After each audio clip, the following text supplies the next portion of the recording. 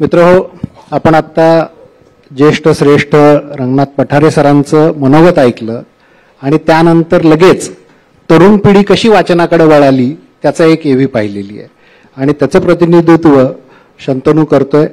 मी जेव्हा शंतनूशी बोललो की असा असा आम्ही कार्यक्रम करतोय आणि आमची इच्छा आहे की वाचन संस्कृती वाढवण्यासाठी शंतनूंनी जे प्रयत्न केले ते सगळ्या महाराष्ट्राला कळायला हवेत, म्हणून आम्ही या प्रयत्नाबद्दल तुमच्या संपूर्ण टीमचा सत्कार करू इच्छितो. तेव्हा शंतनूंनी पहिला प्रश्न म्हणजे अट सांगितली की रतन टाटांविषयी मला काही विचारायचं नाही, माझ्या कामाबद्दल विचारा, माझ्या वाचन संस्कृतीबद्दल विचारा. आणि इतका हंबल, इतका साधा आणि उत्तम मराठी बोलणारा शंतनू साहित्यासाठी काम करतोय. आपण एकदा जोरदार टाळ्यांनी त्याचं स्वागत करूया. शंतनू, आज मुंबई बुकीजला हा जो पुरस्कार मिळाला, सन्मान मिळाला, त्याच्याबद्दल अभिनंदन. पण ही संकल्पना कशी आणि कधी सुचली? त्याबद्दल सांगण्याच्या आधी एक दोन गोष्टी सांगून टाकतो. एक म्हणजे मी पुण्यात मोठा झालो, त्यामुळे पुणेरी मराठी ही मी शिकलेलो आहे. माझी आई मनपा शाळेमध्ये मराठी माध्यमात जवळपास 30 वर्ष शिकवते. ती पुढच्या वर्षी रिटायर होईल. तर मी या मंचावरून संवाद संपवून तिथे पोचेपर्यंत तिचे 5 मेसेज आलेले असतील की तू हे कोणते भलते शब्द वापरलेस मराठीतले. कारण मी जेव्हा पुण्यातून मुंबईत आलो, आणि हा विषय आता सरांनी काढला होता म्हणून सांगतो, मी जेव्हा पुण्यातून मुंबईत आलो तेव्हा मला वाटलं की मुंबईची मराठी एवढी मी ऐकलेली आहे, बघूया काय आहे. पण मी 7 वर्ष झाले, मला मराठीत फक्त 2च व्यक्तींशी बोलता येतं मुंबईमध्ये. एक म्हणजे आमच्या स्वयंपाक करणाऱ्या ताई ज्या दररोज घरी येतात, ज्यांच्याशी मी दररोज बोलतो, आणि आठवड्यातनं एकदा जरी बोलतो. ती दुसरी व्यक्ती म्हणजे ट्रॅफिक चौकातले पोलीस मामा. तर त्यामुळे मी समजू शकतो जी भावना त्यांनी मांडलेली आहे. पण मुंबई बुकीजचं जर बोलायचं झालं तर पहिलं म्हणजे हा पुरस्कार आम्हाला मिळाला आहे. हा पुरस्कार खरं तर आमच्यासाठी नाही तर वाचकांसाठी आहे आणि लेखकांसाठी आहे. आणि आम्ही अशी आमच्या पिढीबद्दल विषय निघाला म्हणून सांगतो की आमच्या पिढीकडनं अपेक्षा सोडली होती की वाचन आणि ही पिढी काय एकत्र येणार नाही, पण त्या पिढीनेच वाचनाच्या मागे खूप मोठा जोर लावलेला आहे आणि ते आम्ही दररोज बघतो. आणि मला वाटतं की पुरस्कार हे लेखक आणि वाचकांपर्यंतच राहिले पाहिजेत आणि पुढे अशी कधीही वेळ येऊ नये की वाचनाचा प्रसार करण्यासाठी पुरस्कार द्यायला लागतो. क्या बात आहे, क्या बात आहे. मुंबईमध्ये दुर्दैवाने 2 मराठी माणसं भेटले आणि ते अनोळखी असतील तर हिंदीत सुरुवात करतात बोलण्याची. हे दुर्दैव आहे, ठीक आहे, तीच खंत शंतनूंनी बोलून दाखवली आहे. पण शंतनू, तू आहे, गार्गी आहे तुमच्यासोबत, तुम्ही मुंबई बुकीजचे सहसंस्थापक तू आहे. तर ही चळवळ कशा पद्धतीने राबवली जाते, किती राज्यात हिचा वावर आहे आणि मुंबईत कशा पद्धतीचं काम आहे? तर ही चळवळ खरं तर 4 राज्यांमध्ये चालवली जाते. आता आम्ही मुंबईत आहोत, पुण्यामध्ये आहोत, जयपूर आणि बँगलोरमध्ये आहोत. शिवाय भारतातल्या प्रत्येक शहरांनी आम्हाला मेसेज केलेला आहे की प्लीज आमच्या इकडे पण या. तर ही चळवळ सुरू झाली कारण का छोट्या छोट्या पद्धतीने ही चळवळ कुठे कुठे चालू होती, काही काही भागांमध्ये जिकडे दर रविवारी लोक येऊन वाचायचे. आणि आम्हाला असं जाणवलं की एआयच्या काळामध्ये जो विषय आता खूप मोठा आहे, जेव्हा विचार करणे आणि विचारसरणी ही दररोज वापरली जाणे हे खूप कमी कमी होत चाललंय. त्याच्यामध्ये वाचन ही असं एक माध्यम आहे ज्याच्यामध्ये तुम्ही ते परत तुमचं विचारसरणी इंटॅक्ट ठेवू शकता. तर आम्हाला वाटलं की ह्याच्या मागे जोर दिला पाहिजे, त्याची चळवळ झाली पाहिजे आणि ते असंच मोकळ्या वेळेत करण्याची गोष्ट पेक्षा ती आपल्या पिढीपर्यंत कसं पोहोचवायची ते आम्ही ठरवलं. तर मुंबई बुकीज तसं निर्माण झालं. शंतनू, आता एआयचा उल्लेख केला. हल्ली डिजिटल पुस्तकाचा जमाना आहे, लोक ऑडिओ बुक ऐकणारे खूप लोक आहेत. तर छापील पुस्तक आणि डिजिटल पुस्तक हे हातात घेऊन वाचणं चांगलं की डिजिटल पुस्तक वाचणं? काय अनुभव आहे तुझा? छापीक पुस्तकाचं सुगंध, पानं पलटतानाचा आवाज आणि त्या पुस्तकाचं जसं वय होतं त्याला जशी पिवळ पडते, त्याच्यासाठी काही रिप्लेसमेंट नाहीये. आणि स्क्रीनमधनं ब्लू लाईट म्हणून एक कॉन्सेप्ट आहे, मला माहिती नाही सगळ्यांना माहिती असेल का, पण त्याच्यावरती डोळ्यावरती खूप थकवा येतो. आणि आपण दररोज फोन वापरतो, दररोज कम्प्युटर वापरतो, त्याच्याने ऑलरेडी थकवा येतोय. त्यातून जर तुम्ही वाचनासाठी पण डिजिटल डिव्हाइस वापरले तर तो थकवा अजून वाढतो. पण तिसरं आणि सर्वात महत्वाचं कारण मी सांगेन की तुम्ही वाचक पुस्तकं का वाचावी, छापिक पुस्तकं. तर आपण बऱ्याच वेळेस झोपताना पुस्तकं वाचतो किंवा पडून पुस्तकं वाचतो, आणि तेव्हा जर छापिक पुस्तक तोंडावर पडून थोबाडीत पडली तर ते परवडेल. डिजिटल डिव्हाइस जर तोंडावर पडलं तर ते खूपच जोरदार टाळ्या होऊ द्या त्याच्यासाठी.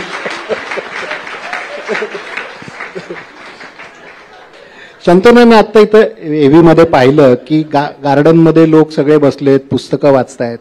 मी याची एक एव्ही इथं थोडकी दाखवली, पण एक वडील आपल्या मुलाला घेऊन आले, ते मूल मांडीवर झोपलंय आणि वडील त्याचं पुस्तक वाचतायत. काही मुलं अभ्यासाची पुस्तकं वाचतायत. तर बागेत लोकांना बोलवायचं आणि पुस्तकात वाचनाचा अनुभव द्यायचा, हे सुचलं कसं नेमकं?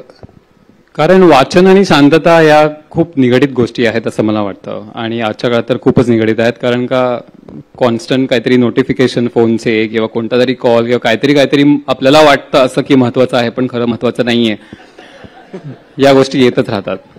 पण निसर्गाच्या मांडीत बसून वाचण्याची जी एक वेगळा आनंद आहे तो तुम्हाला कधी कुठेही बसून वाचायला मिळणार नाही. आणि एक प्रकारचं फोकस जो येतो, कारण का तुमच्या आजूबाजूला आता आम्ही मुंबई बुकीजमध्ये बागेमध्ये करतो, कुपरेज गार्डनला करतो कोलाब्यामध्ये, तर तिकडे 2 कुत्री झोपली आहेत, एक कावळा काहीतरी खातोय, आणि फक्त हेच आवाज तुम्हाला ऐकायला मिळतात. आणि मुंबई बुकीजमध्ये आम्ही कधीही असा नियम केलेला नाहीये की तुम्ही स्क्रीन बघायचा नाही किंवा फोन बघायचा नाही, पण कोणीही कधीही काढणार नाही. कारण का ते वातावरण जे आहे ते निसर्गामुळेच निर्माण होऊ शकतं. आणि त्या बागेमध्ये एंटर केल्यावर असं वाटतं की हे खरं मुंबईच आहे का, कारण का ती एवढी शांत जागा असते आणि हे सगळं वाचकांनीच निर्माण केलेलं आहे. त्यामुळे निसर्ग आणि वाचनाची एक वेगळी रिलेशनशिप आहे, आणि ती त्याचा आम्ही खूप वापर करतो. पण तरुण मुलं मुली नेमकं वाचतात काय? तुझं काय अनुभव आहे? बरंच काय वाचतात. आजकाल तरुण मुलांनी मुली खूप हरवलेले आहेत असं मला वाटतं. त्याच्यामुळे ते स्वसहाय्य पुस्तकं खूप वाचतात, भूमिका खूप वाचतात, कारण का त्यांना असं कोणीतरी मार्गदर्शन करायला हवं आहे. आणि बिझनेस ऑन्टरप्रिनरशिपची पुस्तकं पण खूप वाचतात. पण मी एक बघितलेले तरुण पिढीमध्ये, कारण का आम्ही इतके रविवार 6 महिने झाले मुंबई बुकीजला, आणि एवढी लोक पुस्तकं दररोज आणतात. तुम्ही जर एव्ही बघितले असेल तर आम्ही शेवटी सगळी पुस्तकं एकावर एक मांडतो, कारण का आम्हाला असं हवंय की प्रत्येक वाचकाला दिसावं की केवढी पुस्तकं आज वाचली गेली, फक्त ते आले तिकडे म्हणून. तर ती पुस्तकं मी बघत असतो, तर मला एक जाणवलंय की कोणीही एकाच कोणत्या तरी कॅटेगरीशी असं निगडीत नाहीये. ते सगळी प्रकारची पुस्तकं वाचायला तयार आहेत, जी खूप मोठी गोष्ट आहे. त्यामुळे वाचन जर परत येत असेल तर आपल्याला एक अशी संधी आहे की त्यांना अशा प्रकारची विविध पुस्तकं द्यावी की वाचन बरोबर पद्धतीने परत येईल आणि ते सगळ्या प्रकारची पुस्तकं वाचतील.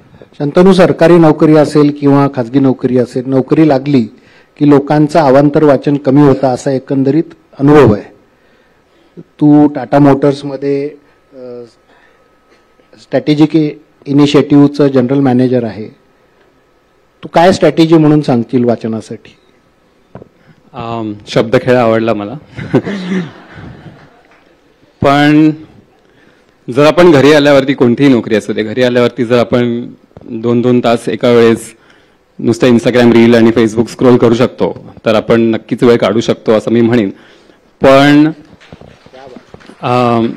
मला माझं लहानपण आठवतं, आणि माझा चेहरा आणि माझं वय मॅच होत नाही, त्यामुळे मी सांगतो मी 33 वर्षाचा आहे. तर मला माझं लहानपण आठवतं जेव्हा मी रात्रीपर्यंत आई ओरडेपर्यंत वाचायचो, आणि एका रात्रीत आपण जी पुस्तकं वाचून काढायचो पटापट, किंवा शाळेतल्या लायब्ररीमध्ये लाईन लावून की यावेळेस ते पुस्तक माझं. तर जर आवड असेल तर आपण माणूस कुठलाही वेळ काढतो. आणि मला असं वाटतं की ती सवय परत आणण्यासाठीच बुकीज सारखी एक चळवळ आम्ही परत आणलेली आहे. कारण का मी स्वतः एवढा आता कामामध्ये बिझी असतो की मी स्वतः मुंबई बुकीजलाच वाचतो जास्ती करून. पण त्याच्यामुळे ती आवड परत आली, आणि मग मला सारखं ती अशी काय म्हणतात भूक लागली की मी एअरपोर्टला असेल तर मी 5 मिनिट वाचतो, मी प्लेनमध्ये आहे तर 5 मिनिट वाचतो, लँडिंगच्या आधी 5 मिनिट वाचतो. तर ती आवड एकेकाळी खूप नॅचरल होती आपल्याला लहानपणी, कारण का आपल्या आजूबाजूला सगळे पुस्तकच वाचत होते आणि एकही स्क्रीन नव्हता. पण आता स्क्रीन का आहे ह्याचा हा वाद घालण्यापेक्षा पुस्तकं कशी वाढवायची ह्याच्यावर आपण संवाद जास्ती करूया. शंतनू, महानगरपालिकेच्या शाळांना काही तुम्ही पुस्तकं दिली सगळ्यांनी, काय नेमकं केलं? तर आम्हाला असं कळलं की बुकीज मध्ये सगळे मध्यमवर्गीय आणि वरचे लोक वाचायला येतात आणि आम्हाला असं वाटलं की खरी चळवळ जर करायची असेल तर फक्त यांच्यापर्यंत ठेवून चालणार नाही. शाळेतली लहान मुलं का नाही वाचत आहेत आणि तीही मध्यमवर्गीय नाही तर ही आपली मनपामधली BMC मधली मुलं का नाही वाचत आहेत. तर आम्हाला कळलं पहिलं म्हणजे त्यांच्याकडे पुस्तकं नाही आहेत. तर बुकीजनी मिळून 2 रविवारांमध्ये 8,000 पुस्तकं उभी केली त्यांच्यासाठी. मग आम्ही ती पुस्तकं दिली तर कळलं की पुस्तकं ठेवायला जागा नाही. मग आम्ही लायब्ररी बांधल्या, IKEAवरनं काही शेल्फ मागवले, असेंबल केले, पटकन उभे केले आणि लायब्ररी तयार केली.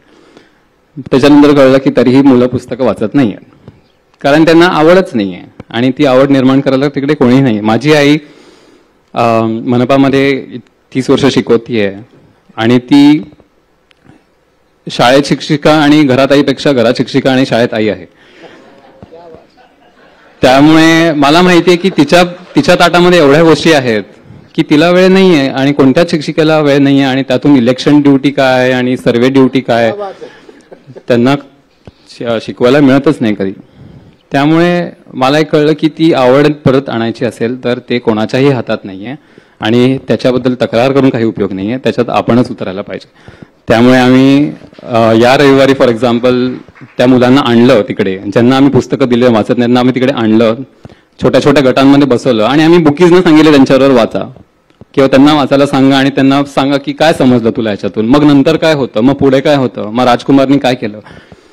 तर अशा माध्यमातूनच तुम्हाला ऍक्च्युअल ग्राउंड लेवलवरती बदल आणता येईल. ते वरच्यावर करून आणि पुस्तकं वाटून आणि डोनेशन करून काय होणार नाही. आणि मी एक सांगतो की डोनेशन करायला भरपूर व्यक्ती आहेत, बुकीज तर आहेतच, पण एका आठवड्यात 8,000 10,000 पुस्तकं उभी करणं खूप सोपं आहे. पण ऍक्च्युली कोणाला तरी मांडीवर बसून त्याला पुस्तकाची आवड परत निर्माण करणं हे खरं पुस्तकाचं मत आपल्याला करायचं आहे. वा वा. या बुकीज, मुंबई बुकीज सोबतच गुड फेलोज इंडिया हा एक उपक्रम तू सुरू केला. काय नेमका हा उपक्रम? गुड फेलोज म्हणजे आपला जो वृद्ध वर्ग आहे सोसायटीमध्ये ज्यांची मुलं परदेशात गेलेली आहेत आणि त्यांच्या अगेन्स्ट काही नाही, पण परदेशात जेव्हा ते जातात तेव्हा ते विचारतात आई वडिलांना की तुम्ही पण आमच्याबरोबर या. पण आई वडिलांचं पूर्ण आयुष्य इकडे गेलेलं आहे आणि त्यांची ओळख पाळख, त्यांची भाषा त्यांना नाही सगळं उपटून तिकडे जाता येत.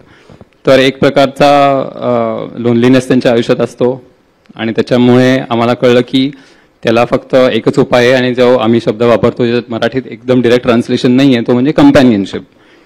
तर थोडक्यात सांगायचं तर आम्ही नातवंड भाड्याने देतो, कारण का ती वेळ आलेली आहे. कितीही क्रूर वाटली ही कॉन्सेप्ट तरी पण ती वेळ आलेली आहे आणि पुढच्या 15 वर्षामध्ये इंडिया ही सिल्वर इकॉनॉमी होणार आहे. म्हणजे आपलं पॉप्युलेशन जे आहे ते सर्वात जास्ती सिनियर सिटीजन असेल, तर त्यांची काळजी आत्तापासून घ्यायला लागेल. आणि ते घरी बसून इतके एकटेपणामध्ये हरवलेले असतात की ते जे नेहमी गोष्टी करायचे, जसे बाहेर चालायला जायचं किंवा दुकानात जायचा कॉन्फिडन्स पण त्यांच्यामध्ये राहिलेला नाही आता. तर तो आपण फ्रेश ग्रॅज्युएट्स आम्ही हायर करतो ज्यांचं शिक्षण व्यवस्थित झालेलं आहे आणि ज्यांना एक प्रकारची खंत आहे वृद्धांबद्दल, तशी लोक आम्ही गोळा करून आम्ही त्यांना त्यांच्या घरी पाठवतो की त्यांना तो कॉन्फिडन्स आणि त्यांचा एकटेपणा दूर जावा म्हणून. शंतनूला जेव्हा मी या कार्यक्रमासाठी सांगितलं, त्यांनी मला विचारलं की मला किती वेळ द्यावा लागेल आणि त्याचं कारण त्यांनी सांगितलं की माझ्या घरी माझा डॉग आहे, तो खूप आजारी आहे आणि मला त्याच्यासोबत राहावं लागेल. हे प्रेम म्हणजे रतन टाटांमध्ये आम्ही कुत्र्यांचं प्रेम बघितलं होतं, ते तुझ्यातही आहे. काय सांगशील त्याविषयी? हे प्रेम खरं खूप या हॉलमध्ये पण खूप लोकांना आहे. ते फक्त मला एक काय म्हणतात मंच मिळाला जिकडे मला ते दाखवायला मिळालं की मी काय काम करतोय, त्यामुळे सगळ्यांना माझ्या कुत्र प्रेमाबद्दल माहिती आहे. पण मला लहानपणापासूनच जेव्हा माझे मित्र कुत्र्यांना दगड मारायचे तेव्हा माझी आई मला उलट काम करायला सांगायची. आणि नायडू परिवार हा आमच्या सोसायटीमध्ये खूप भांडखोर म्हणून जाणवलेला. तर आम्ही खाली जाऊन इतके वाद घातलेले आहेत लोकांशी की त्याला हात लावायचा नाही. तर मी माझ्या आईला खंबीरपणे ॲज अ शिक्षिका आणि आई तिच्या आतली ज्वाला दाखवताना बघितलेलं आहे की कुत्र्याला हात लावायचा नाही आणि ते बघत बघतच मी मोठा झालेलो. त्यामुळे माझं पण कुत्रप्रेम तिकडूनच येतं. शंतनूंनी त्याचं वय देखील सांगितलं, दिसत नसतो तरी मी 33 वर्षाचा आहे सांगितलं. आयुष्यभर वाचायला कोणी सोबत? माझ्या आईचा मेसेज मला जाणवतोय आता खिशामध्ये. तिचं म्हणणं आहे की मराठी मुलगी मिळेल तर बरं होईल. क्या बात. आणि पण माझं म्हणणं तिला आहे की जे मिळेल ते मिळेल, आता घे आणि चालू दे. शंतनुशी खरं तर अशा तासभर 2 तासही गप्पा मारू शकतो, पण तू इथे आला आणि वाचन संस्कृती वाढवणाऱ्यांना प्रोत्साहन मिळू नये अशी भावना त्यांनी व्यक्त केली. माझ्या दृष्टीने या पुरस्काराच्या निमित्ताने ती भावना सगळ्यात महत्त्वाची आहे असं मी मानतो. आणि तू इथे आला त्याबद्दल लोकमत परिवाराच्या वतीने मनापासून धन्यवाद देतो. Thank you so much.